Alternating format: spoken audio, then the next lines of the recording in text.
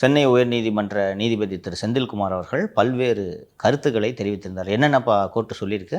Sir, திரு விஜய்க்கு தலைமை பண்பு இல்லைன்னு சொல்லியிருக்காங்க சார். அதுக்கப்புறமா அஷ்ரா கர்க் தலைமையில் இந்த எஸ்ஐடி ஃபார்ம் பண்ணியிருக்காங்க. நீதிபதி அவர்களே சொல்கிறாரு சார், இந்த பிரச்சார வாகனம் மோதி விபத்து ஏற்பட்ட மாதிரி வீடியோக்களை பார்த்தேன். So hit and run case ஏன் போடலை அப்படின்னு கேட்குறாரு.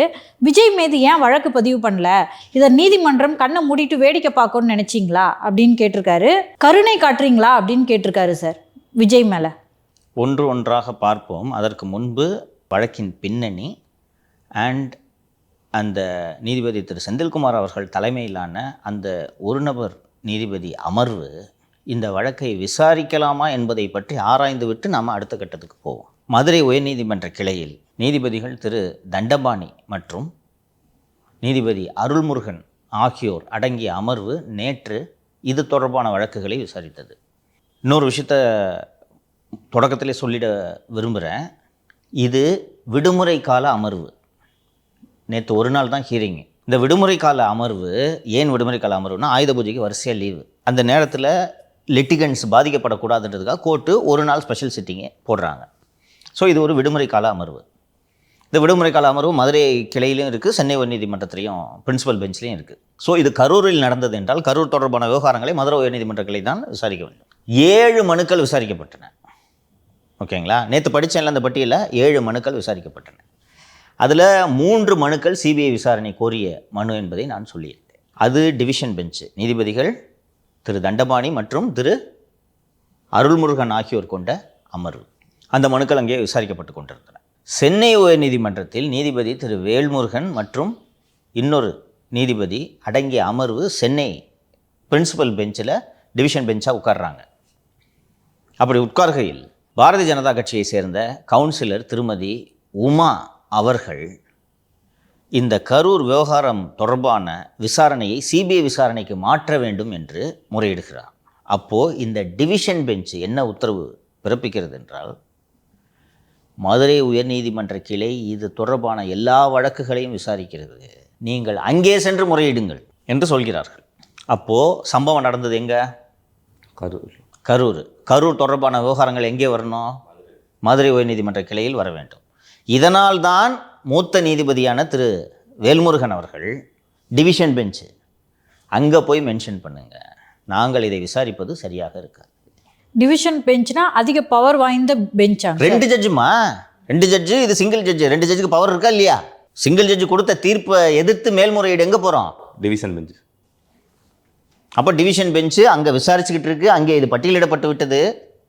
இங்கே இருக்கிற டிவிஷன் பெஞ்சுக்கிட்ட போய் இதை முறையிடும்போது அங்கே விசாரிச்சுட்டு இருக்காங்க, அங்கே போங்க என்று சொல்கிறார்கள். அப்படி இருக்கையில் சென்னை உயர்நீதிமன்றத்தில் ஒரு single judge justice mister Senthilkumar இதை விசாரிக்கலாமா என்பதே எனக்கு சந்தேகமாக இருக்கிறது. நான் ஒரு 5-6 வருஷம் வக்கீல் ஆஃபீஸில் வேலை பார்த்துருக்கேன். நிதிஷ்க்கு தெரியாது இல்லை? எனக்கு தெரியும் சார். தெரியுமா? வேலை பார்த்துருக்கேன், அதனால் கொஞ்சம் தெரியும். நம்ம ஏற்கனவே பேசணுங்க சார்.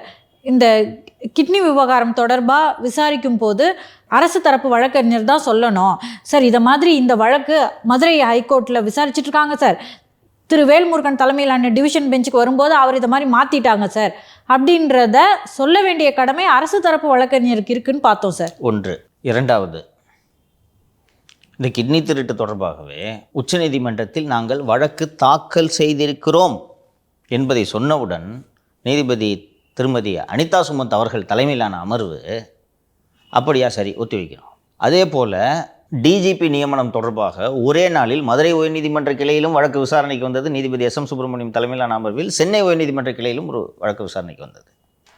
அப்போது மதுரை உயர்நீதிமன்ற கிளையில் நீதிபதி இதை பார்த்து ஒரு கேள்வி எழுப்பினார். அங்கே ஃபைல் பண்ணியிருக்குன்னு இங்கே ஏன் சொல்லலை, இல்லைனா இங்கே ஃபைல் பண்ணியிருக்கேன்னு அங்கே ஏன் சொல்லலை, நீங்கள் இது என்ன பழக்க வழக்கம்னு சொல்லிட்டு நீதிபதிகள் கேள்வி எழுப்பினார்கள். அப்போது அரசு தரப்பு இதை நீதிபதிக்கு சொல்லியிருக்க வேண்டுமா வேண்டாமா? அங்கே போய் சொல்கிறீங்க. டிஜிபி விவகாரம் நடக்கும்போது அஜ்மல் கான் அன்றைக்கி சொன்னாரா, சார் அங்கே ஆர்டர் போட்டாங்க சார், என்னையா அப்போதுக்கு நீங்கள் விசாரிக்காதீங்க சொன்னாரா? அப்போ இங்கே என்ன சொல்லணும்? நீங்கள் மதுரை பெஞ்சில் நடந்துக்கிருக்குங்க 7 பெட்டிஷன் அங்கே இருக்குது சார். 1, இங்கே டிவிஷன் பெஞ்சில் இது மாதிரி ஒரு வழக்கு வந்தப்போ அவங்க மதுரைக்கு போகணும்னு சொல்லிட்டாங்க சார். 2, இதை சொல்லணுமா வேணாமா? லீட் எடுத்து கொடுக்குறீங்க. ஜின்னாவே போய் அப்பியர் ஆகிறாரு. அவர் அரசு தலைமை குற்றவியல் வழக்கறிஞர், அவர் தான் ஹெட்டு. சொல்லணுமா வேணாமா? அடுத்து ஒரு அப்பாட்டகர் ரவீந்திரன் அங்கேயும் ஆஜரானார். சொல்லணுமா வேணாமா? ரவீந்திரன் கடந்த முறை டிஜிபி வழக்கு வந்தபோது அங்கே சொன்னார்ல, சார் நீங்கள் விசாரிக்கக்கூடாது, அங்கே வந்திருக்கு சொன்னீங்களா? இங்கே மட்டும் ஏன் சார் அமைதியாக இருந்து லீட் எடுத்து கொடுக்குறீங்க? இப்போது ஒன்றொன்றாக வருவோம். திருமதி உமா ஆனந்தன் ஜஸ்டிஸ் வேல்முருகன் பெஞ்சில் மென்ஷன் பண்ணும்போது என்ன ப்ரேயர்? அதில் சிபிஐ விசாரணைக்கு உத்தரவிட வேண்டும், ரைட்டா? மதுரை உயர்நீதிமன்ற கிளையில் ஃபைல் பண்ண பெட்டிஷன்ஸில் ஒன்று காம்பன்சேஷனை ரைஸ் பண்ணணும், இன்னொன்று யாருக்குமே பிரச்சாரத்துக்கு மேல் அனுமதியை கொடுக்கக்கூடாது, விதிமுறைகளை உருவாக்குற வரைக்கும் கொடுக்கக்கூடாது, சிபிஐ விசாரணை வேணும். இது மாதிரி 7 பெட்டிஷன். கரெக்டாக நான் என்னென்ன பெட்டிஷன்றது நேற்றே சொல்லிட்டேன். அந்த நீதிமன்றங்கள் தானே சிறப்பு புலனாய்வு குழு அமைக்கலாமா வேண்டாமா என்பதை முடிவெடுக்க வேண்டும். நீதிபதி திரு செந்தில்குமார் அமர்வு முன்பு தாக்கல் செய்யப்பட்ட மனுவில் வில்லிவாக்கத்தை சேர்ந்த தினேஷ் என்பவர் தாக்கல் செய்த மனு. அந்த வில்லிவாக்கத்தை சேர்ந்த தினேஷின் வழக்கறிஞர் யார் என்றால் திமுக வழக்கறிஞர் திரு சங்கரன், மூத்த வழக்கறிஞர். இங்கே இந்த கவர்மெண்ட்டில் அடிஷ்னல் ஜிபியாவானுமோ இருந்தார், அப்புறம் ரிசைன் பண்ணிவிட்டு இப்போ ப்ரைவேட் ப்ராக்டிஸ் போயிட்டார். ஏதோ பஞ்சாயத்து இதில் போயிட்டார். அவர் டிஎம்கே வக்கீல், எனக்கு 2007 தெரியும் டிஎம்கே வக்கீல். நான் ஏற்கனவே சொன்னேன், கோர்ட்டில் எத்தனை பெட்டிஷன் ஃபைல் பண்ணிருக்காங்கன்னு நான் சொன்னேன்னா ஃபைல் பண்ணுறாங்க. ஒன்று ஜட்ஜு சொல்லணும், அவர் டிவிஷன் பெஞ்சு சொல்லிடுச்சாங்க, டிவிஷன் பெஞ்ச் இது முடிவெடுத்த பிறகு நான் இதை விசாரித்தா நல்லா இருக்காதுங்கன்னு அவர் சொல்லணும். அப்படி இல்லைன்னா ஒரு அப்பாட்டகர் ரவீந்திரனுக்கு தெரியாதா? எல்லா மற்ற கேஸ்லாம் போய் சொல்கிறீங்க, lordships already Madurai bench division bench has seized of the matter சொல்லணுமா இல்லையா? அப்போ உங்களோட நோக்கம் என்ன? அரசு தரப்போட நோக்கம் என்ன? நீங்கள் சொல்ல முடியாது, இல்லை அது நீங்கள் சொன்னால் எடுபடாது. நீங்கள் நீதிமன்றத்தின் முன்பு இல்லாததையும் பொல்லாததையும் குற்றமாக சுமத்தி நீதிமன்றத்தின் வாயிலிருந்து கருத்துக்களை வரவைத்து அதன் மூலம் விஜயை மக்கள் மன்றத்தில் அவமானப்படுத்த வேண்டும் என்பதுதான் இந்த அரசு தரப்பின் நோக்கம், திமுகவின் நோக்கம். இதைத்தான் நான் தொடக்கத்திலே சொன்னேன், ஞாபகம் இருக்கா? கட்டம் கட்டுறாங்க எல்லா சைடில் இருந்து நான் சொன்னேன், ஞாபகம் இருக்கா? இந்த கேஸ் ஃபைல் ஆனப்போ அது நடக்கிறதா? அடுத்தது நீதிபதியோட கருத்துக்களுக்கு வருவோம். ஃபஸ்ட்டு ஒரு விஷயம் நீங்களும் தெரிஞ்சுக்கணும், நேயர்களும் தெரிஞ்சுக்கணும். நீதிபதிகள் நீதிமன்ற விசாரணையின் போது சொல்லும் கருத்துக்கள் சட்டபூர்வமானது அல்ல. அது வழக்கில் சம்பந்தப்பட்டவர்களை எந்த பாதிப்புக்கும் உள்ளாக்காது. அப்போ இது போல சொல்லக்கூடிய இந்த கருத்துக்களுக்கான என்ன வேல்யூன்னு கேட்டால் அன்றைய தலைப்பு செய்தி. ஸோ என்ன வேணாலும் பேசலாம், ஜட்ஜஸ்க்கு முழு உரிமை இருக்குது, என்ன கருத்துக்களை வேண்டுமானாலும் அவர்கள் சொல்லலாம். ஆனால் அது ஆர்டரா மாறுமா அப்படின்னா அது ஒரு கேள்விக்குறி. அது கேள்விக்குறி, பெரும்பாலும் மாறுவதற்கு வாய்ப்பில்லை. அது ஒன்று. இன்னொன்று அதை விட முக்கியம், நீங்கள் ஒருவர் மீது கருத்து சொல்லும்போது அவர் இந்த நீதிமன்றத்தின் முன்பு இருக்க வேண்டும். நீதிபதி திரு செந்தில்குமார் அவர்கள் நீதிமன்றத்தில் இந்த கருத்துக்களை எல்லாம் அவர் சொல்லும்போது விஜய் தரப்பு வழக்கறிஞரை வைத்து கொண்டு அவர் இந்த கருத்தை சொல்லியிருக்க வேண்டும். விஜய் தரப்பு வழக்கறிஞர் அந்த நீதிமன்றத்தில் மதுரையில் ஆன்டிசிபேட்டரி பெயில் எல்லாம் ஒரு சீனியர் கவுன்சில் ராகவச்சாரி அப்பியர் ஆகி ரெப்ரசன்ட் பண்ணார், புஷி ஆனந்தையும் நிர்மல்குமாரையும். அவர் மதுரை பெஞ்சில் இருந்ததுனால அவர் இங்கே இருக்கிறதுக்கு வாய்ப்பே இல்லை. இன்னொன்று, இதுலேயும் ஆதவ் அர்ஜுன் மீது எஃப்ஐஆர் போட வேண்டும் என்ற மனுவிலும் தாவேக்கு பிரச்சாரத்துக்கு அனுமதி கொடுக்கக்கூடாது இந்த மனுவிலும் அவர்கள் தாவேக தரப்பை மனுதாரர்களாக சேர்த்திருந்தார்களா இல்லையா என்பது தெரியவில்லை. நேற்று அவர்கள் தரப்பில் யாரும் பேசவில்லை. மீடியாவில் ரிப்போர்ட்டான நியூஸை வச்சு பார்க்கும்போது TVK was not represented before the court. அப்படி இருக்கும்போது விஜய்க்கு தலைமை பண்பு இருக்கிறதா இல்லையா என்ற கருத்தை நீதிபதி சொல்லி இருப்பது நியாயமற்றது. ஒரு கருத்தை சொல்கிறீங்க, அந்த நீங்கள் சொல்கிற கருத்துனால நான் பாதிக்கப்படுறேன், அப்போ என்னோட தரப்பு வழக்கறிஞர் அங்கே இருந்திருந்தானா சார் நீங்கள் எதுவும் சொல்லக்கூடாது. மை லார்ட், எதை வைத்து நீங்கள் தலைமை பண்பு இல்லை என்று சொல்கிறீர்கள்? அப்படி பார்த்தால் எந்த அரசியல் தலைவருக்கு இங்கு தலைமை பண்பு இருக்கிறது என்று விஜய் தரப்பு வழக்கறிஞர் பேசியிருப்பார். அதாவது விஜய் தரப்பு வாதங்களை அவர் எடுத்து வச்சிருந்திருப்பாரு. ஆமாம், அதுக்கான உரிமை திரு விஜய்க்கு இருக்குல்ல. நான் தான் விஜய் தரப்பு வழக்கறிஞர், இவர் ஜஸ்டிஸு இது போன்ற அப்சர்வேஷனை சொல்கிறாரு. அவர் சொல்லி முடித்த உடனே with all due respects I object your honour. அதாவது திரு நீதிபதி அவர்கள் இது மனிதரால் உருவாக்கப்பட்ட டிசாஸ்டர், விட்டு ஓடிய விஜய் மற்றும் நிர்வாகிகளுக்கு தலைமை பண்பு இல்லை அப்படின்னு சொல்லியிருக்காரு.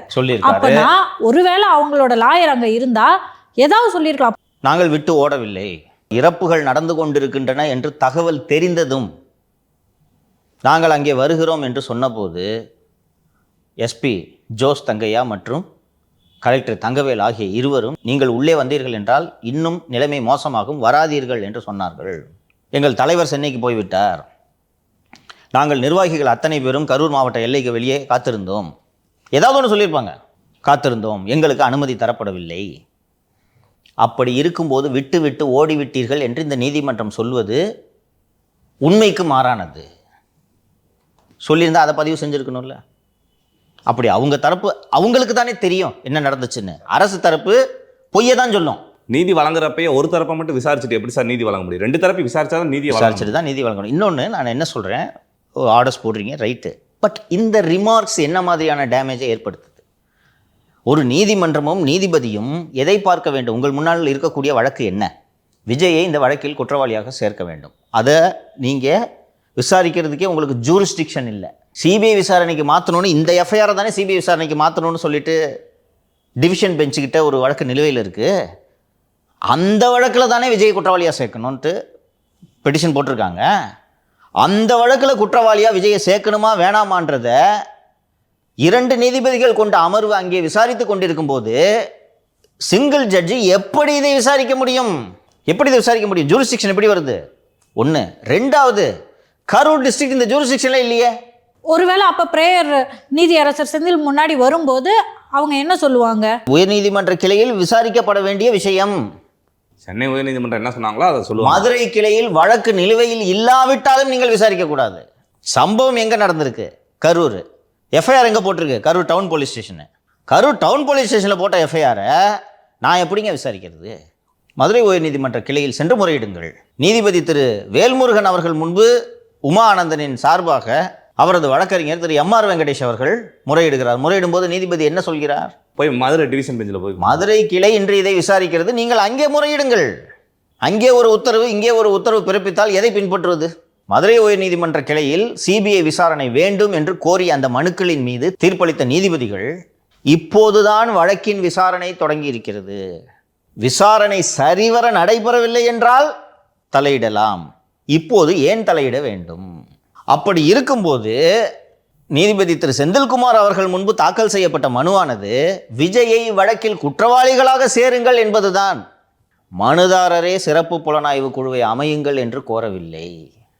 ஒரு பிரேயரே இல்லாத போது நீதிமன்றம் சிறப்பு புலனாய்வு குழுவை அமைத்து அந்த குழுவிலே அஸ்ரா கர்கை போட்டு ஷியாமலா தேவி உள்ளிட்ட 2-3 எஸ்பிகளையும் போட்டு வழக்கின் விசாரணையை சிறப்பு புலனாய்வு குழுவுக்கு மாற்றுவதற்கான தேவை எங்கிருந்து வந்தது?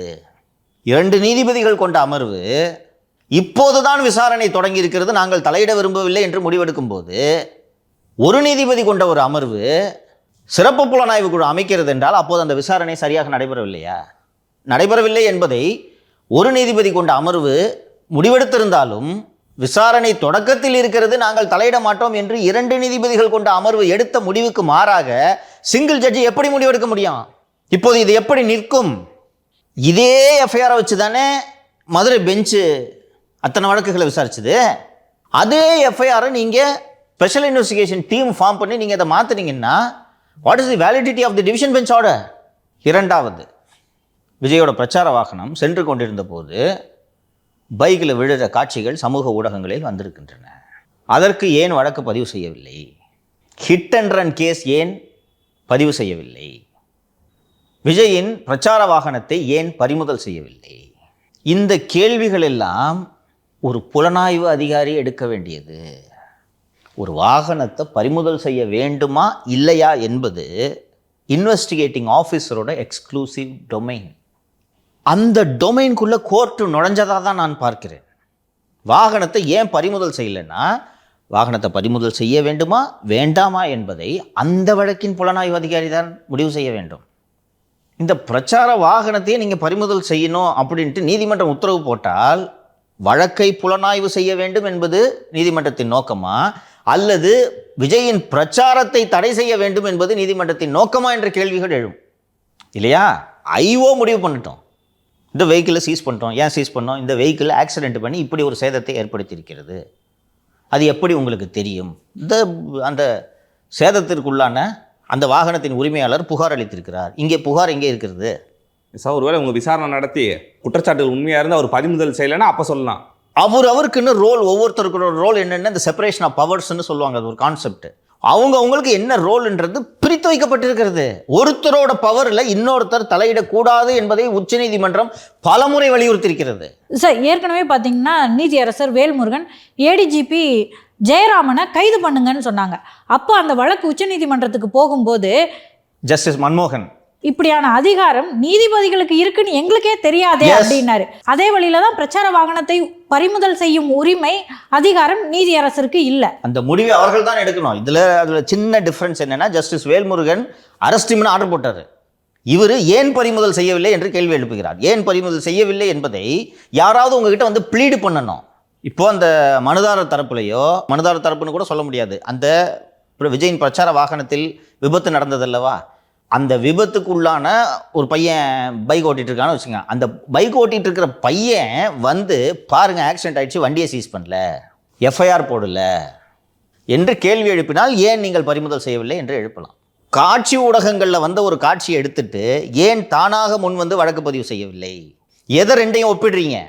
41 பேர் செத்ததுக்கு நீங்கள் தானாக முன் வந்து எஃப்ஐஆர் போட்டீங்க. இந்த பைக் விபத்து நடந்திருக்கு, அந்த பைக் விபத்தில் 2 பேர் செத்து இருந்தாங்கன்னா இந்த கேள்வி நியாயமானது என்பதை நான் புரிந்து கொள்கிறேன். இன்னொன்று, இறந்துருந்தாங்கன்னா போலீஸ் சும்மா விட்டுருக்குமா? அது போல் நடந்து ஏதாவது அந்த பசங்களுக்கு ஏதாவது அடிபட்டு செத்துட்டாங்கன்னு வச்சுக்க ஒரு வாதத்துக்கு, அது என்ன சொல்கிறாங்கன்னா, அது நடந்தும் அவர் கடந்து சென்று விட்டார்னோன்னா டெத் இல்லை. டெத்துன்னு தான் நியூஸ் மீடியாவில் ஊதி விட்டுருப்பாங்களே சார். பின்னாடி சுற்றி கேமரா வச்சுக்கிட்டு போயிட்டு இருக்காங்கப்பா. சரி, அங்கேயே அப்படியே சென்று விட்டார் என்று ஒரு குற்றச்சாட்டை வைக்கிறார். அங்கே நிறுத்தியிருந்தார்னா என்ன ஆயிருந்திருக்கும்? பின்னாடி எத்தனை பேர் பைக்கில் வந்துட்டு இருக்காங்க? இந்த வழக்கை ஜஸ்டிஸ் செந்தில்குமார் அவர்கள் தலைமையிலான அமர்வு விசாரிக்கிறதுக்கே ஜூரிஸ்டிக்ஷன் இல்லை என்று தான் எனக்கு தெரிந்த சட்ட அறிவை வைத்து நான் புரிந்து கொள்கிறேன். ஏன்னா ரொம்ப சிம்பிள்.